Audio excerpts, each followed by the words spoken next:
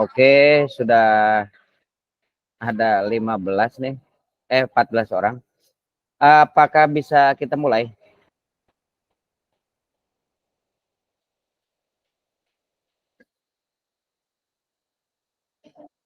Bisa dimulai nggak hari sekarang?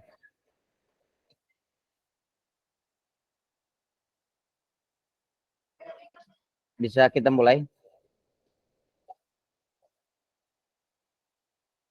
Bisa, Bapak. Oke, siap. Baik ya. Assalamualaikum warahmatullahi wabarakatuh. Waalaikumsalam warahmatullahi wabarakatuh. Baik, ini adalah pertemuan untuk yang terakhir di dalam mata kuliah statistik ya. Sebab minggu besok kita sudah masuk ke UAS. Ya, ke UAS. Nah, untuk UAS ini, untuk mata kuliah statistik ya, yang diampu oleh saya sendiri, itu nanti pengolahan dilakukan oleh teman-teman dengan menggunakan aplikasi SPSS. Yaitu uji prasyarat analisis ya. Uji prasyarat analisis dengan menggunakan asumsi klasik saja. Oke. Dengan menggunakan asumsi klasik. Nah, untuk itu, jika teman-teman ada yang ketinggalan dalam materi, contoh ada kegiatan atau sakit sehingga tidak bisa masuk ke room kelas ini, mangga nanti bisa mengerjakan bareng-bareng dengan teman-teman sekelasnya atau lintas kelas ya. Boleh ke kelas yang A atau kelas B, silakan. Teknisnya teman-teman akan diberikan soal oleh saya, yaitu angka-angka dengan Excel tadi. Nah, kemudian teman-teman olah data tersebut ya, mulai dari uji normalitas sampai ke uji heteroskedastisitas ya terakhir. Termasuk uji T-nya juga. Nah, kemudian hasilnya itu dipindahkan ke Word dan hasilnya diinterpretasikan oleh teman-teman. Jadi saya menerima olahan data itu dari teman-teman berbentuk Word, bukan lagi Excel, bukan lagi SPSS, tetapi hasil dari itu yang sudah diinterpretasikan oleh teman-teman, ya, dan dikirim melalui email saya sendiri. Nah, mungkin insya Allah nanti soal itu akan dikasih hari Selasa ya, dan dikerjakan seperti biasa take home, dan paling limit waktunya adalah hari Sabtu sudah semua terkumpul untuk jawaban dari teman-teman. Itu ya terkait dengan pelaksanaan UAS yang akan kita laksanakan. Nah, pada pertemuan kali ini kita akan membahas terkait dengan multikolinearitas dengan uji heteroskedastisitas dengan menggunakan uji model Gletser ya.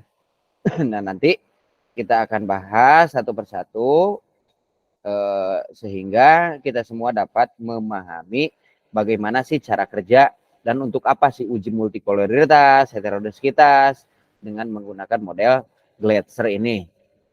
Nah, baik teman dan sahabat, kita akan mulai dengan uji multikolinearitas. Apa sih multikolinearitas ini? Uji multikolinearitas adalah suatu pengujian yang dilakukan untuk memastikan apakah sebuah model regresi ada interkorelasi atau kolinearitas ya antar variabel bebas. Berarti yang diuji oleh kita, yang diolah oleh kita, yang dilihat oleh kita, hasil outputnya adalah variabel bebasnya. Gitu ya teman-teman. Jadi uji multikolinearitas ini adalah sebuah pengujian yang dilakukan untuk memastikan bahwa di dalam sebuah model regresi ada interkolerasi atau multikolinearitas ya antar variabel bebas. Jadi begitu ya sekilas pandang terkait dengan multikolinearitas. Nah, bagaimana cara menginterpretasikan daripada pengujian yang kita lakukan dengan uji multikolinearitas ini? Nah, yang pertama, jika silakan diambil catatannya dengan kertasnya, ballpoint dan kertasnya. Jika terjadi multikolinearitas ya, itu nilai toleransinya lebih besar daripada 0,100 dan nilai VIF-nya itu lebih kecil daripada 10,00. Maka itu tidak terjadi multikolinearitas. Kemudian kebalikannya itu tidak terjadi ya. Nah, bagaimana kalau terjadi? Nah, kalau terjadi jika nilai toleransinya lebih kecil daripada 0,100 dan nilai VIF-nya itu lebih besar daripada 10,00, maka dikatakan terjadi gejala multikolinearitas. Ya. Nah, itu kita pegang kuncinya. Nanti kita lihat hasil yang akan kita olah. Oke. Hasil yang akan kita olah. Silakan dibuka Excel dan SPSS-nya. Jadi, jika nilai toleransinya ya lebih besar daripada 0,100 dan nilai VIF-nya itu lebih kecil daripada 10,00, maka tidak terjadi multikolinier. Ya. Kebalikannya, jika nilai toleransinya lebih kecil daripada 0,100 dan nilai VIF-nya lebih besar daripada 10,00, maka terjadi gejala multikolinearitas. Begitu ya teman-teman. Itu kuncinya. Oke, izinkan saya untuk men-share SPSS-nya. Oke.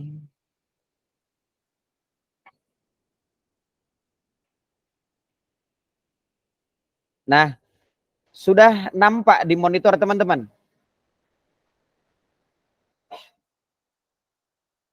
Sudah nampak? Ada, Pak. Nampak, Pak, nampak. Siap. Masih kosong. Kita fokus ke data view. Seperti biasa, yang dari Excel itu ada 3 variabel. Sebab kita akan menguji multi. Multi itu berarti 3, lebih daripada 2 variabel. Silakan oleh teman-teman di copy ya. Dari angka di bawah X1, X2 dan Y itu sampai ke 20 responden. Nomornya jangan. Hanya angka saja. Oke. Ctrl C. Kemudian dikopikan ke data view, Ctrl V.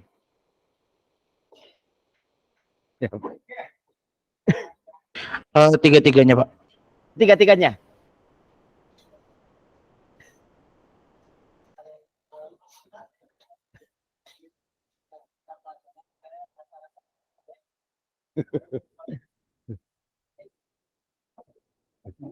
Oke. Sudah nampak teman-teman? Sudah nampak ya data view? Ada var 001, var 002, var 003. Itu di data view. Kemudian oleh teman-teman diklik di variable view. Oke.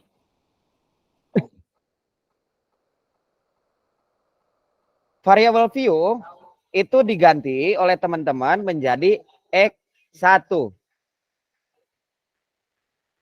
var 002 itu diganti menjadi X2.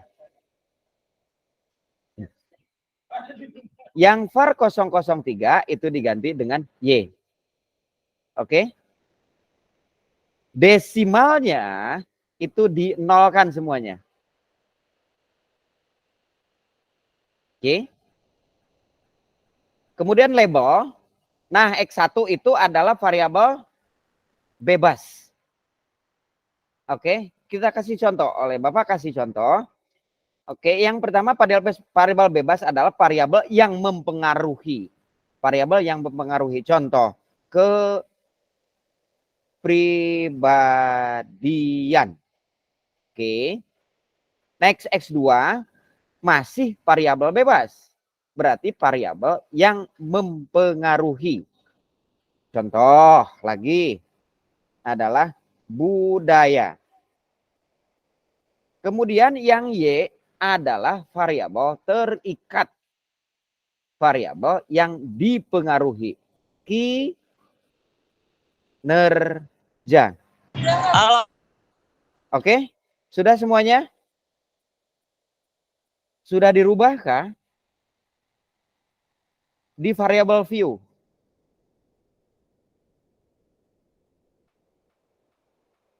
Sudah? Kalau sudah, kita fokus ke mulai mengolah data. Kita fokus mengolah data. Analyze. Sudah diklik analyze. Seperti yang nampak di layar monitor teman-teman. Regression. Oke. Pilih regression. Kemudian pilih linear. Oke. Ya. Kemudian dependent. Dependent itu variabel apa? Variabel terikat atau variabel yang dipengaruhi. Oke. Berarti variabel Y dipindah ke variabel ke kolom dependent. Ya. Kemudian yang variabel mempengaruhi X1 dan X2 itu dipindah ke kolom independent. Sudah? Lihat ke kanan ada statistik. Ya. Klik statistiknya. Oke. Klik di statistiknya, maka akan muncul linear regression statistik. Nah, di kolom yang kecil itu ada namanya estimates. Estimates itu sudah di checklist, hilangkan checklistnya. Kemudian model fit itu dihilangkan checklistnya. Di awal kita mau fokus ke mana? Lihat di sini akan mengolah collinearity diagnostik. Berarti yang kita centang adalah collinearity diagnostik checklist. Ya. Setelah kita checklist collinearity diagnostik baru continue. Ingat tahapannya sambil dicatat teman-teman. Continue. Biarkan. Sudah kembali lagi ke continue. Kalau sudah continue tadi baru diokehkan. Biarkan berjalan.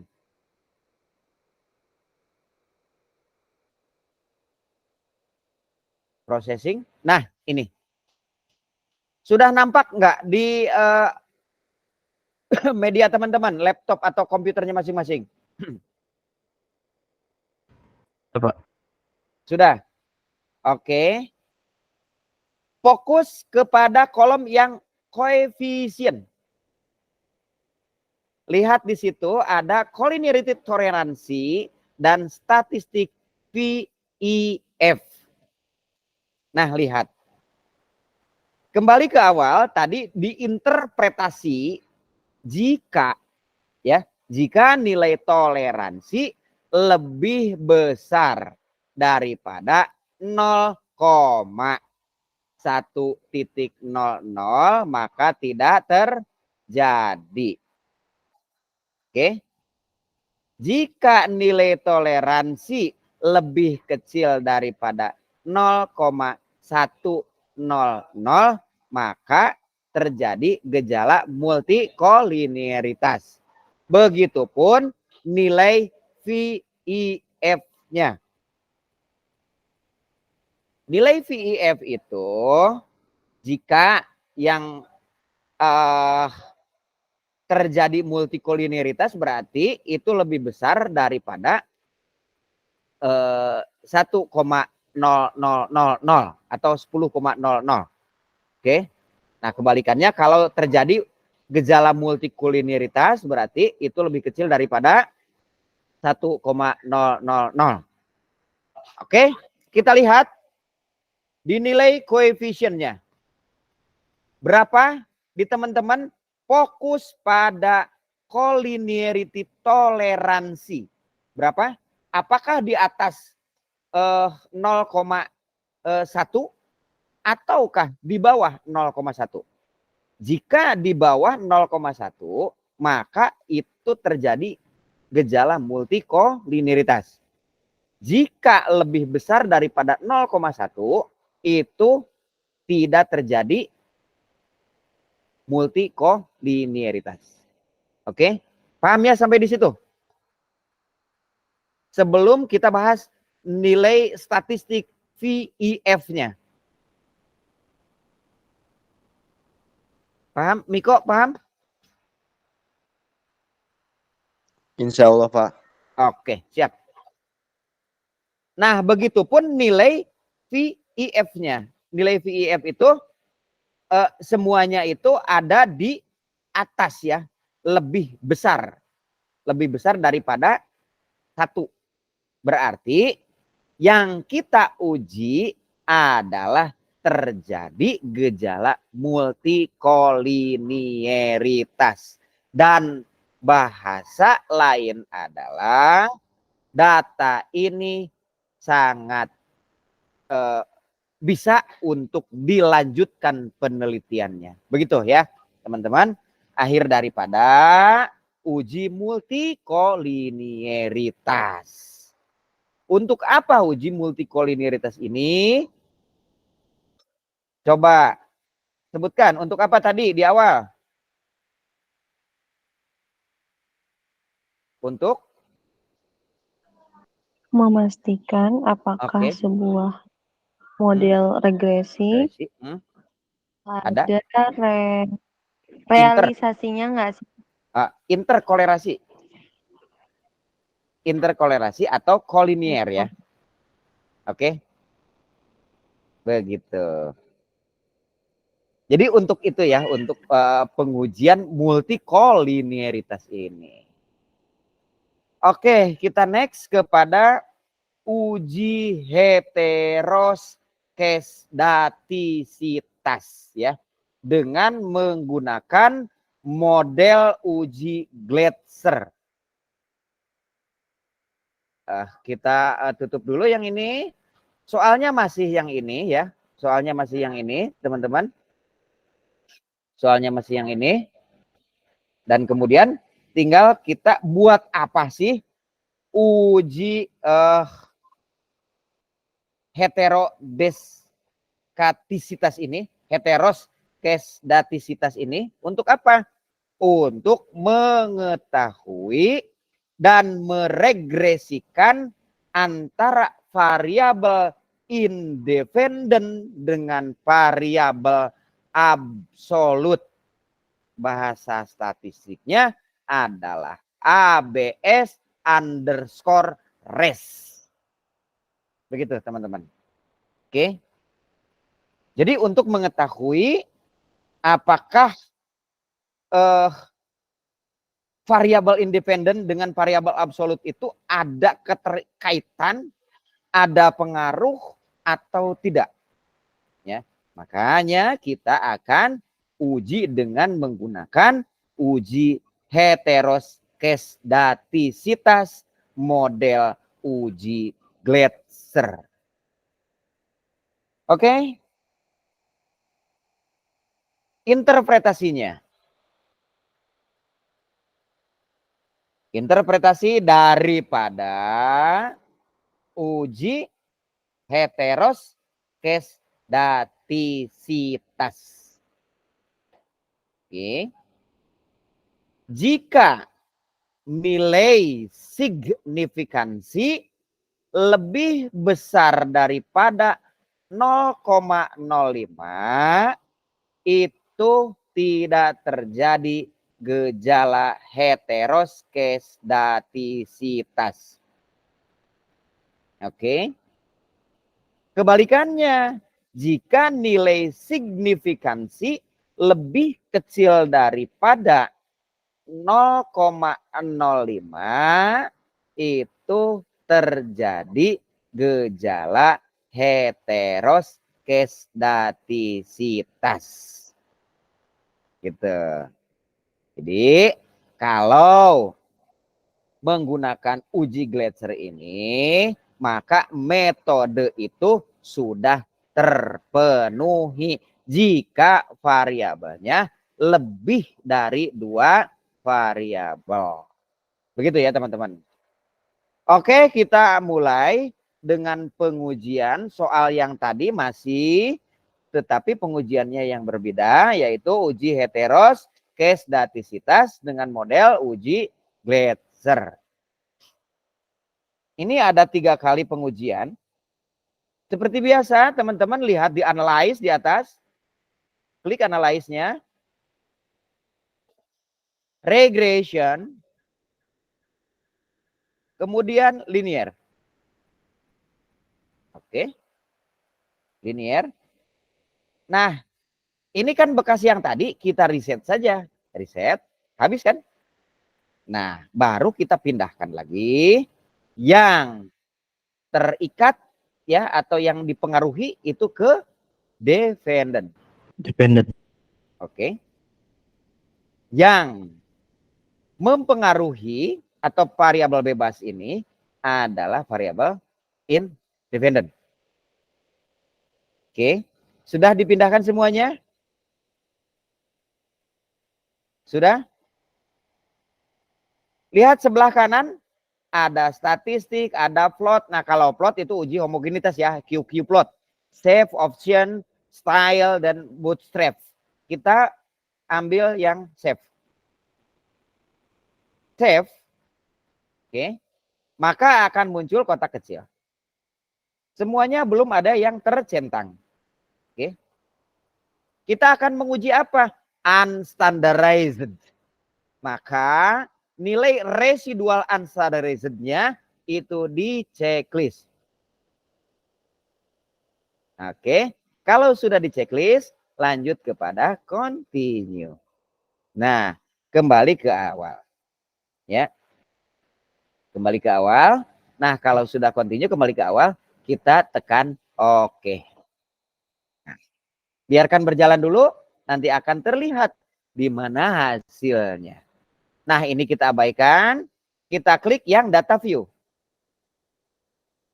Lihat di data view ada nilai residual 1.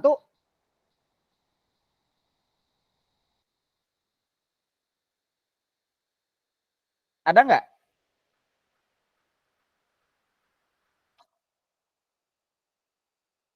Halo. Angkanya berubah kok ya Pak ya di saya. Oh ya nggak apa-apa. Ada nggak? Oh, apa-apa. Ada. Underscore 1. Oke. Nah, itu baru tahap awal kita menggunakan uji Gletser. Nah, muncul res 1 nilainya itu berapa yang tampil di monitor teman-teman. Kita fokus pada pengujian yang kedua.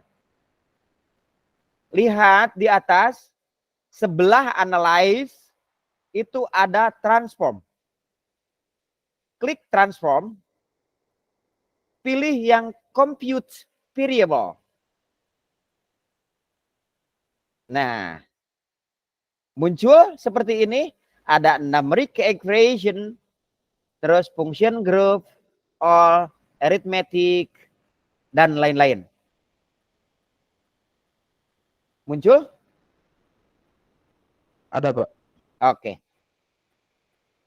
Di target variabel sebelah kiri atas itu diketik ABS underscore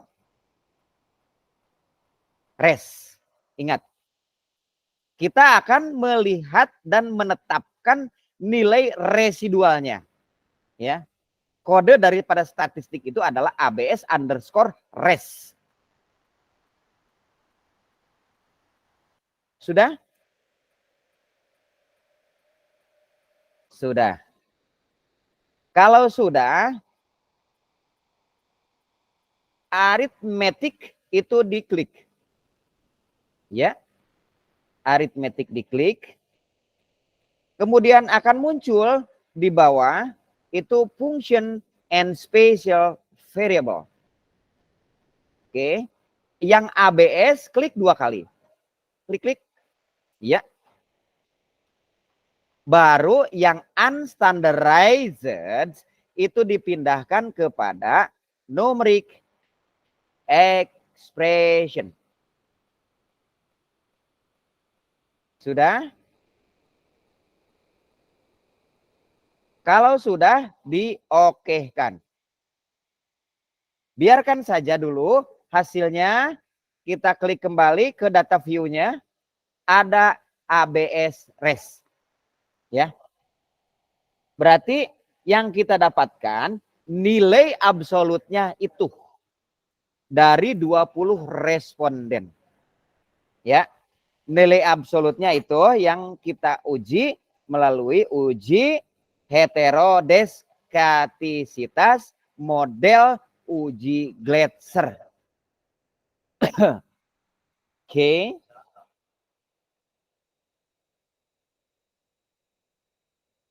Sudah semuanya?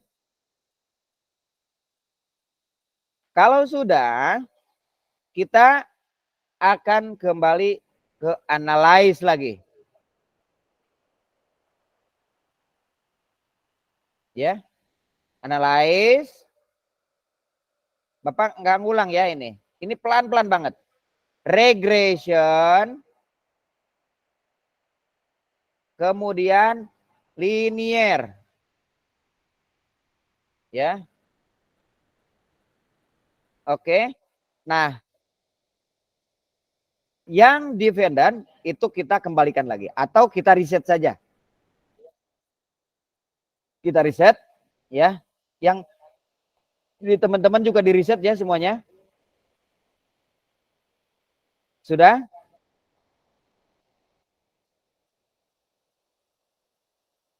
Ada di situ ABS underscore res. Itu pindahkan ke kotak dependent. Ya. Yang X itu adalah variabel yang mempengaruhi X1 dan X2 itu dipindahkan kepada independent. Oke. Kalau sudah diokekan. Nah, ini hasilnya. Muncul nggak?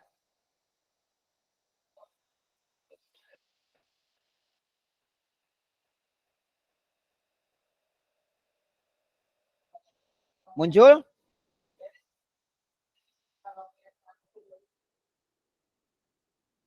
Muncul nggak teman-teman?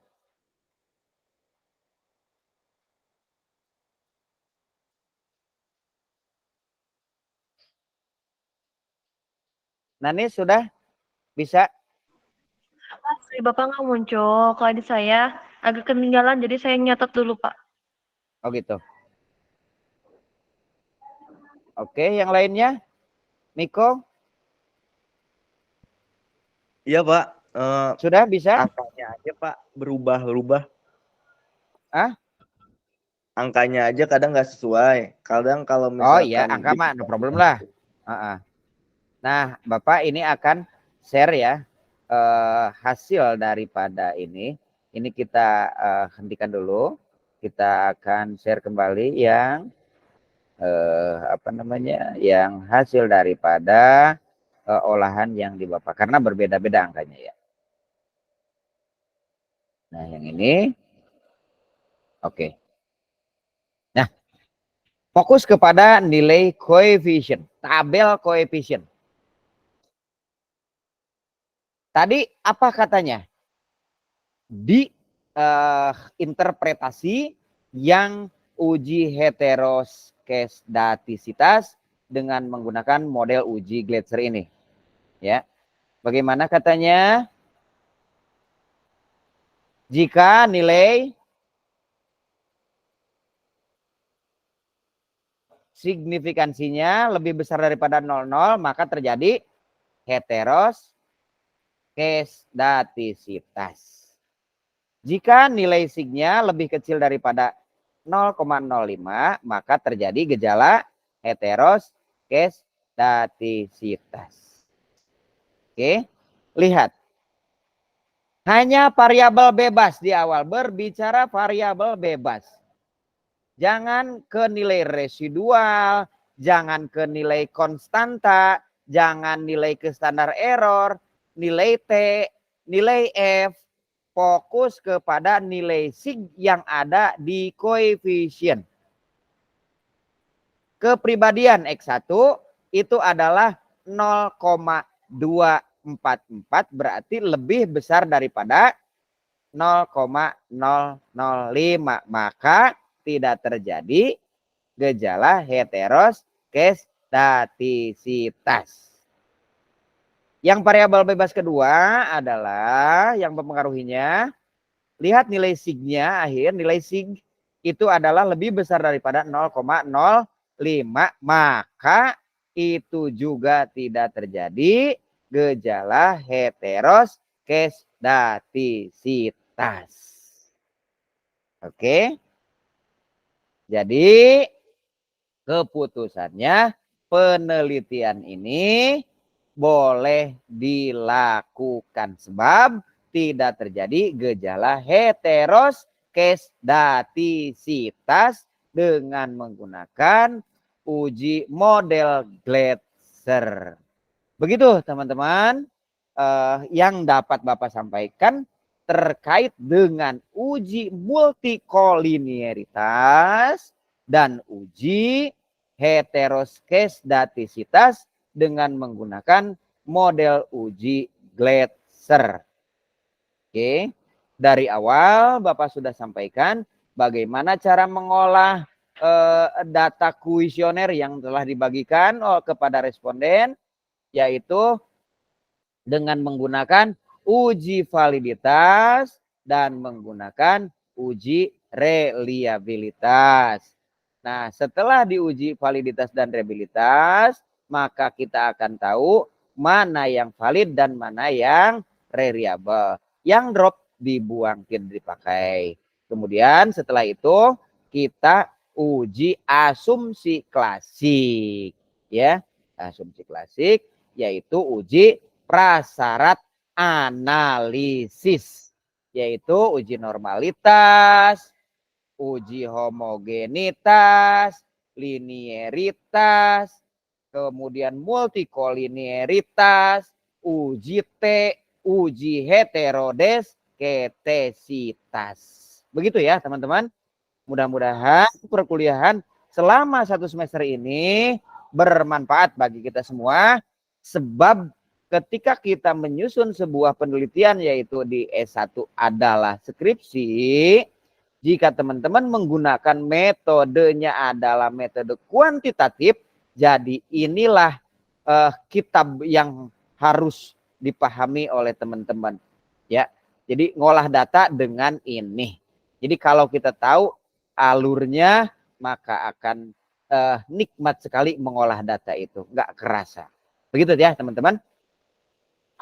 Mungkin itu yang dapat Bapak sampaikan terkait dengan mata kuliah statistik selama 1 semester ini. Ya, mudah-mudahan bermanfaat bagi kita semua, dan mohon maaf jika memang, dan bukan jika lagi, banyak kekurangan yang Bapak sampaikan karena banyak adanya kendala di listrik, kendala di cuaca kemarin, guludug atau petir dan sebagainya, terus kemudian kendala di kuota. Nah, mohon maaf yang sebesar-besarnya. Untuk itu teman-teman silahkan nanti untuk mengerjakan UAS-nya itu bisa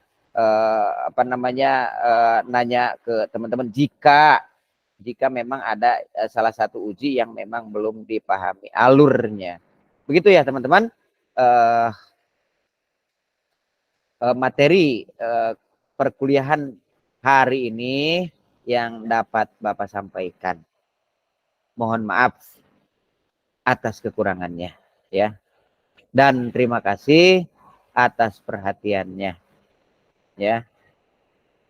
Terus belajar, menggali ilmu, menggali potensi diri, bisa dengan menggunakan dunia internet, YouTube dan sebagainya, karena dari dosen tidaklah cukup untuk mencukupi dahaganya ilmu pengetahuan yang terus berkembang sekarang ini. Begitu ya teman-teman. Hatur nuhun, dan Bapak tutup dengan wallahul muwaffiq ila aqwamit thoriq. Assalamualaikum warahmatullahi wabarakatuh. Waalaikumsalam warahmatullahi wabarakatuh. Pak, makasih banyak Pak. Enggak, sama-sama, mangga sama-sama. Nanti terkait dengan soal akan Bapak kirim di WA grup ya. Nanti pertanyaan-pertanyaannya di situ. Ya, pertanyaannya paling setengah lembar, jawabannya paling 20 lembar lah gitu. Oke. Assalamualaikum. Waalaikumsalam warahmatullahi. Assalamualaikum warahmatullahi wabarakatuh. Ya gimana, pusing nggak teman-teman? Super. Kudu lihat online itu mah, biar belajar lagi gitu.